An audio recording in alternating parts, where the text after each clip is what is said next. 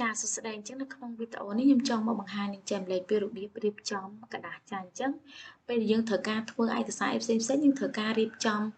กระดาษរបស់យើងនឹងឲ្យត្រូវជាមួយនឹងពេលដែលយើង print មកគឺវាត្រូវជាមួយនឹងกระดาษដែលយើង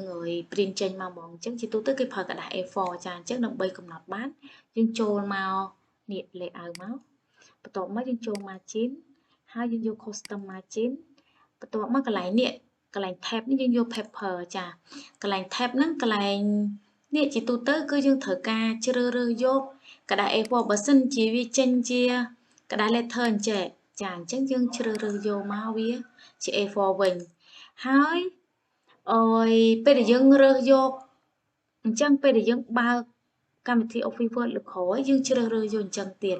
អញ្ចឹងដើម្បីឲ្យវាជាប់กระดาษ A4 រហូតអញ្ចឹងយើងមើលឲ្យនេះយើង set as default នេះមកអញ្ចឹងពេលដែលយើងបើកមកលើក្រោយទៀតគឺវា